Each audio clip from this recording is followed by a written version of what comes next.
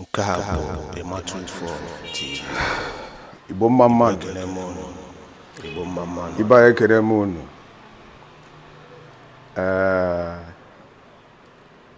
Tutu anyị ebido n'ụbọchị nke taa, kedu ihe bụ isiokwu anyị, maka onwe otu anyị ga-esi wee bido ma ọ na onwe gị isiokwu anyị ji maka ya wepụta. Isiokwu anyị n'ụbọchị nke taa wụ ihe bekee kpọrọ ya why you can't underestimate the power of women. N'asụsụ Igbo anyị kwanụ, ihe mere iji ị gaghị eleda ikikere ụmụ anyị nwere anya, ma ọkwa na ọwụrụ eledakwala ikikere ụmụ anyị nwere. Ọ bụ eziokwu. Tutu anyị ebido na nke ụbọchị nke taa, ana m ayọ unu ka unu nabata anyị n'ihe mmemme nke taa. Anyị na-anabatakwanụ ya wụ na taa wụ ụbọchị mbụ gị ma ụbọchị izizi ị na-elele anyị na platfọm a. Anyị na-asị gị nnọọ. Aha m bụ Ogwu Emmanuel nke Ịmatụ TV. Akwụkwa ndị iso na my subscribers ndị ochie na my viewers ndị na-ele anyị, ekelekwa m unu, na-anabatakwa unu. Biko unu echefukwala subscribe na Ịmatụ TV page na YouTube na Facebook. Biko unu subscribe, click enu like ebe ahụ ede like. Unu echefukwana ịtụsasị ozi, ịtụsasị vidiyo a wee na-ekesasịara na ikwu na ibe ya. Ọ ga-enwerịrị ofu ihe ma ọ bụ ha ga-amụta n'ime ya. Unu rukwa na enwere ebe ese mgbịrịgba wụ bell, ebe de notification bell. Unu eklikie na notification bell ahụ. Ọkwa mgbe ọzọ anyị nwere vidiyo, ọ ga-echetara gị ma ọgodo na ichefuo. Ọ wụrụ ya ime ka ị maa na anyị nwere ihe ọhụrụ na-abịanụ. Biko tutu anyị ebido, isiokwu anyị makwa na ihe mere ebe anyị gbado anya wee na-ekwu okwu nke a n'ụbọchị taa wụ ahụ eziokwu na ọ bụ ihe gbasara ụmụ nwanyị na ụmụ nwoke. Isiokwu anyị ahụ gị ka anyị kparịa ma ọkwa na ka anyị kpụtịa ụmụ nwanyị ma ọ ka anyị butuo ha n'ebe ha nọ. Ọ dịghị mma. Biko ọwụ ya bụ isiokwu anyị.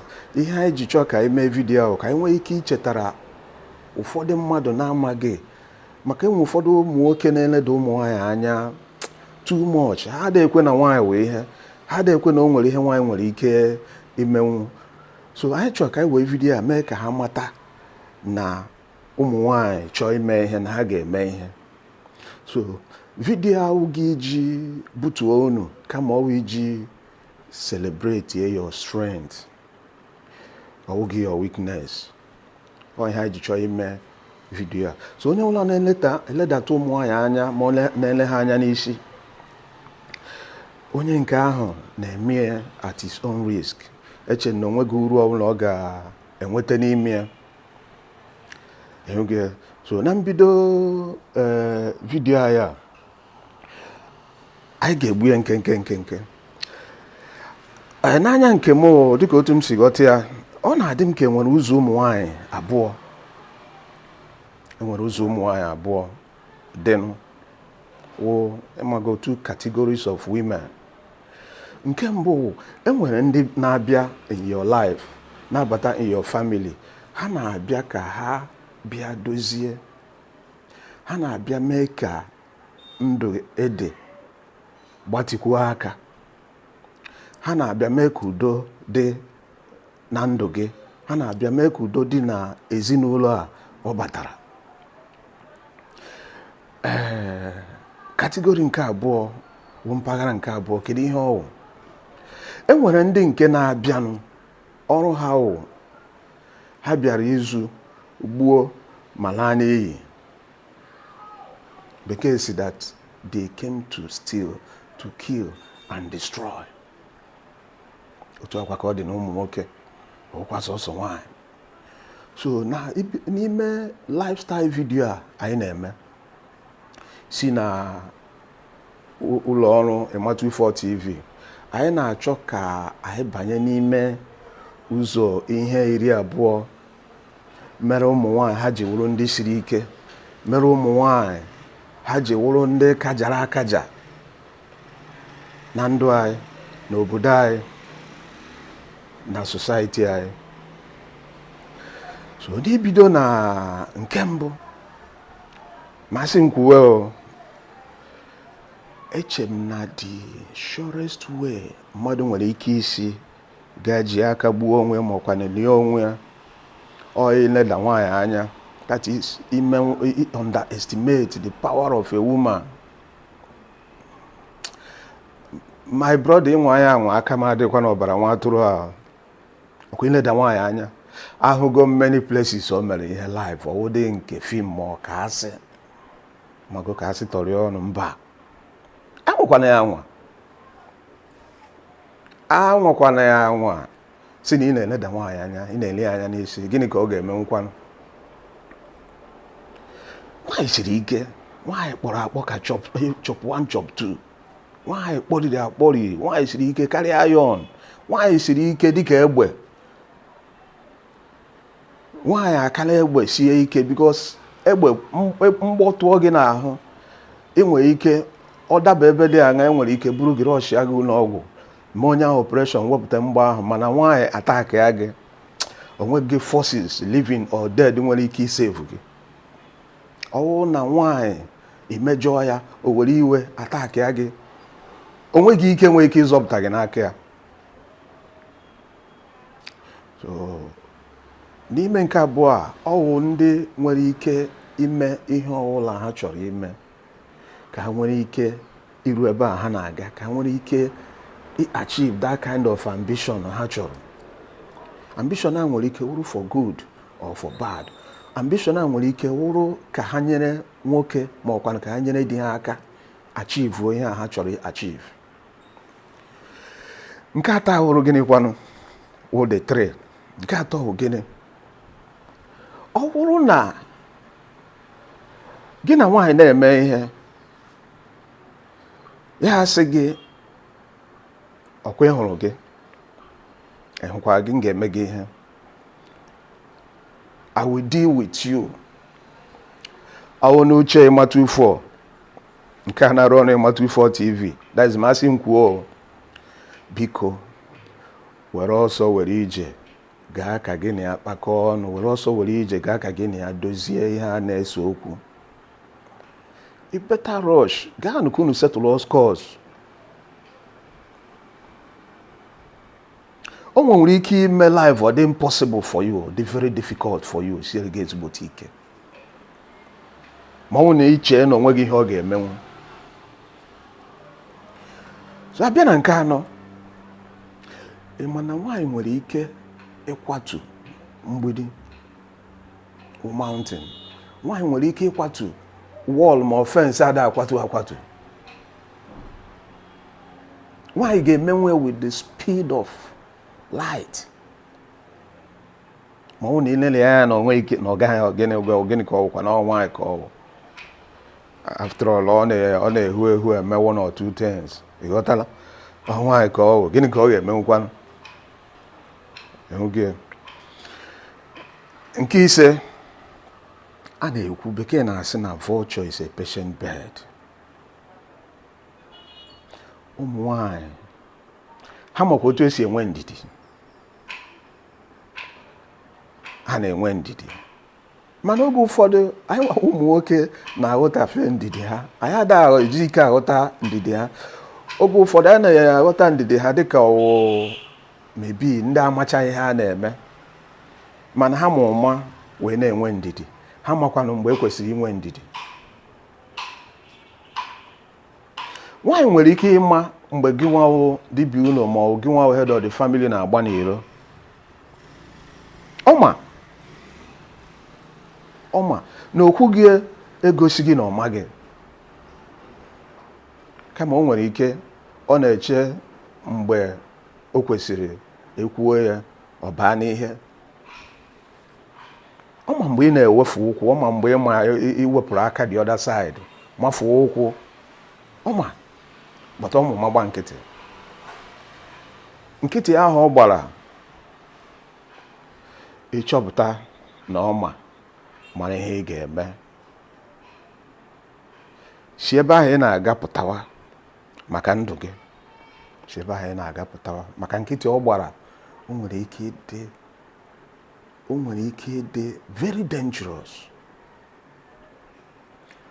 Nke isii, ị ma na nwanyị nwere ike ọ bata n'ezinụlọ udo na-adịghị, ọ bata n'ezinụlọ ebe di na nwanne ya nwoke ma ọ bụ nne ya ma ọ bụ nne ya na-adịghị ọnụ, ha da atụpụ ọnụ, ha dị n'iro. Ọ bata n'ezinụlọ, ọ bụrụ na ọ chọọ, ọ ga-ejikọta mmadụ abụọ ndị ọnụ, ọ ga-ejikọta ndị ọnụ, ọ chọọ ọ ga-eweta udo n'etiti mmadụ abụọ ndị a ma ọ bụ ndị a ma ọ n'ezinụlọ ahụ. Ọ ga-eweta udo ma ọ bụrụ na ọ chọọ. O nwere ike ya.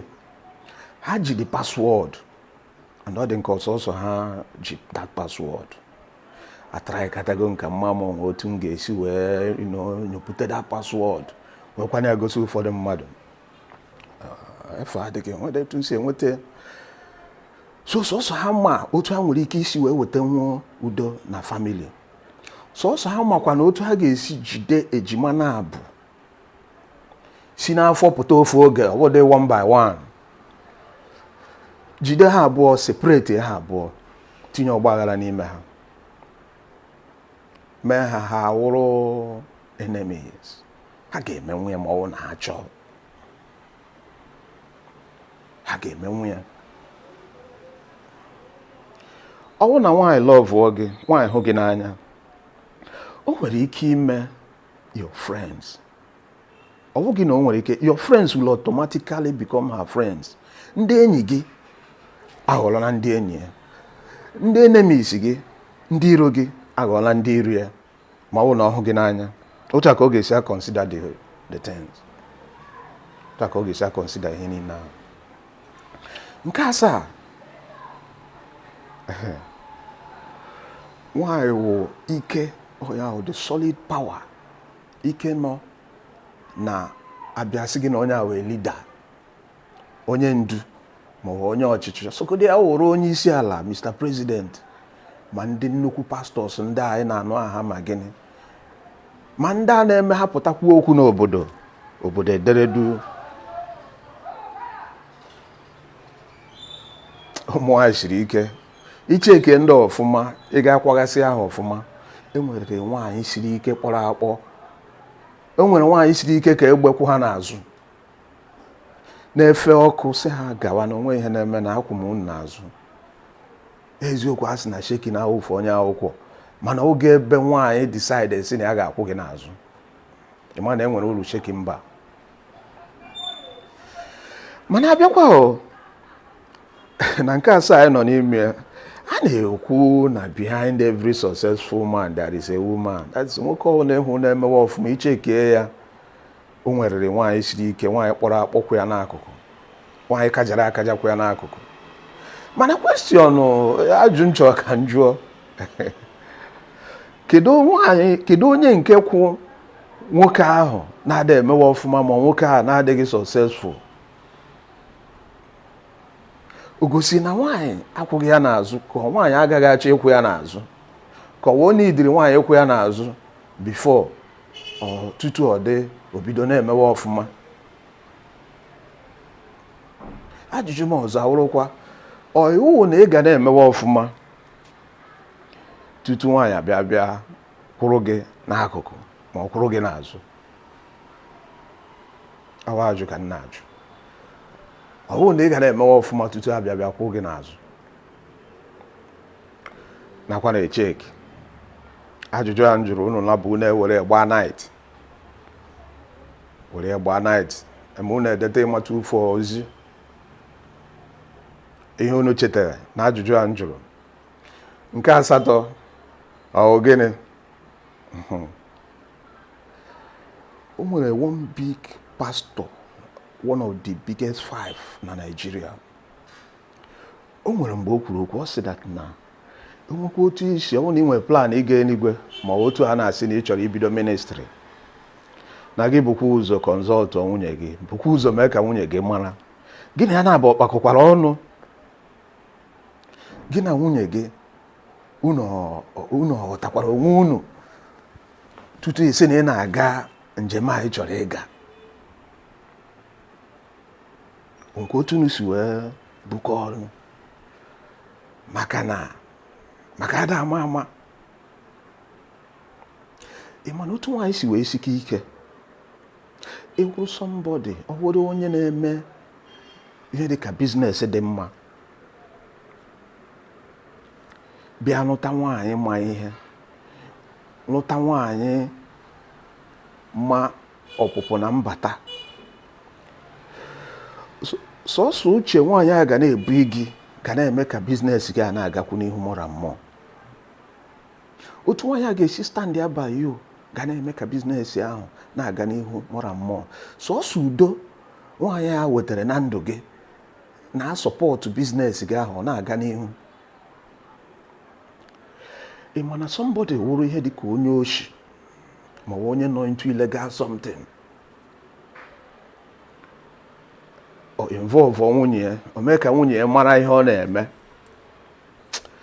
before ijide onye ahụ ọ na-afịakwa ezigbote ahụ before ịgụgba the person ha ebe ọ na nwunye ya na-akwụdori ya apụkwara ụbọchị Mọnde anwakwara anwa pụọ onwe ka ahụ si eme m ịtra ya chịrị ngwa ọrụ gị pụọ ka ị ga gbuo karịa ndị mmadụ aka akpara gị immediately ewere bangụl oyibo kwemụ ha na-akpọ bangụl oyibo handcuff were wụọ gị n'aka wee gị debe na boys high school no prison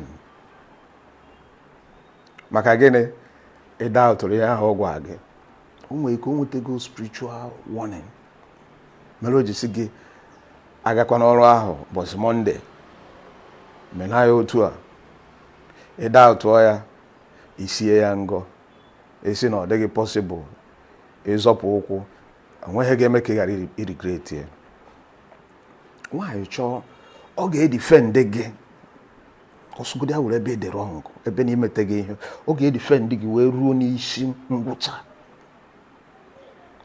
ebe ọ na-edifend gị onweghị ihe na onwe ike imefọ iji difend gị o nwere ihe eji kpọọ ha the salt of the earth unu ma ihe nnu na-arụ esicha nnu ma ọ sie ihe ọbụla a na-esi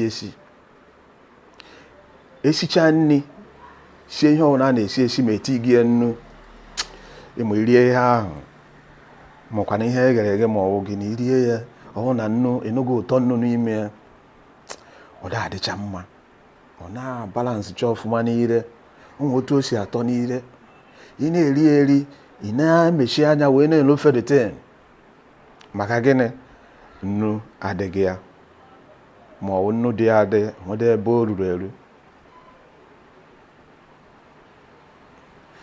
onye nwere ike ịgwa m ihe mmadụ nwere ike ime n'ụwa a kedu ihe nwoke nwere ike ime n'ụwa a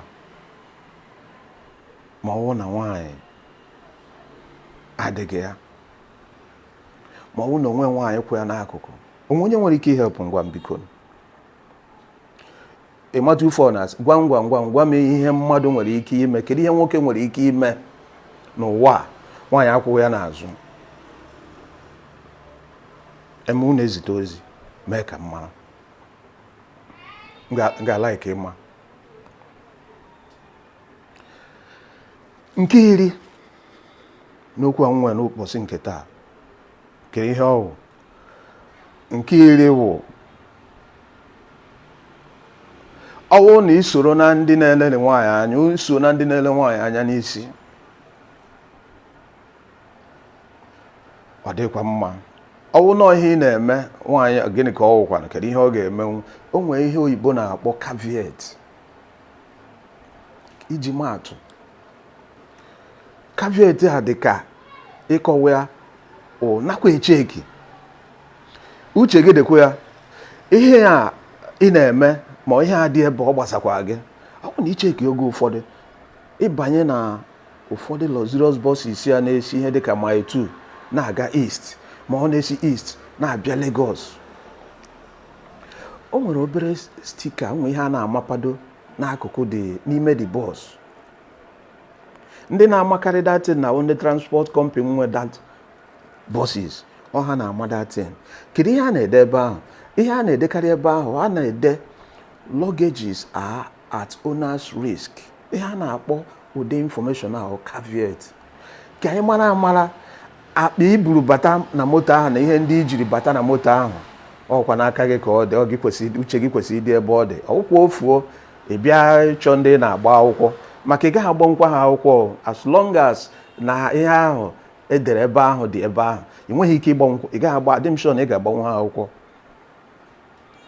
Ndị gụrụ maka iwu, ndị gụrụ law, ha ga-aghọta ihe a na-ekwu ọfụma karịa. Mana ogodo na-ego ụlọ, ọ ga-amụgosi gị ihe. So kedu ihe m na-achọ ka m kọwaa? Mgbe ọbụla ị pụtara the side ya na ị chọrọ ileda nwaanyị anya n'isi, ma ị chọrọ isi gịnị ka ọ ga-eme nkwanụ, nakwa echeki uche gị dịkwa ya.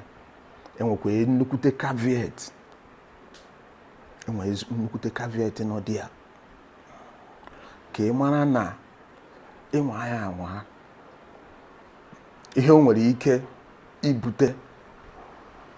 Imeji ike like ya, ịma like ya too much, ihe ọ ga-emecha bupute ileda nwaanyị anya. Kedu ihe ọ ga-eme? Ka mgbakwa direct o, ịma na this ihe na-afụ a na-akpọ Ema 24 TV, ihe a a comedy, lifestyle and entertainment ministry. A ministry for ụzọ ihe taa mkpọrọ unu. Enwere ike isi na ha art ihe ministry now, that means na nwụ pastor, onwekwa pastor nwụ kama ọmụ the GO of this ministry. Wepụ unu pastor maka na agha dị. So biko si na ihe pastor pụtawa, general overseer of this ministry ka nwụ. Ka mme ka unu ghọta na nke iri a na-ekwu okwu ya. After God, Chineke akere enu ke ala ke ihe niile ke mụ na gị, onye ọzọ ji ndụ gị with the world most powerful security, ji ndụ gị ọkwa nwaanyị. O nwere ike wuru nwunye gị, o nwere ike wuru enyi gị nwaanyị. Ikere nkwụcha enu ke nkwụcha ala, ị gaa na one or two places, combine one or two things, nye gị gbara n'aka ma ọnya n'okwu, ma dọwa na one or two places. Iche na ọ ga-azọpụta gị ma ọ wụ na imejọ nwaanyị, o decide igbu karịa gị. Sọsọ ofu onye, the only force nwere ike isave ga-agwụcha na God. Akwa ma ọ na aka gị dị ọcha, so Chineke agwụchago enwere ike isave gị. Biko o nwere ka o si dị m ọsịsọ, vidiyo a ka ọ jụgodo oyi, ka ọ jụọ oyi. Biko m ga-akwụsị ya na nke iri a. Nke a part 1. Ana m ayọ unu, oge na-adịghị anya part 2 vidiyo a ga-apụta.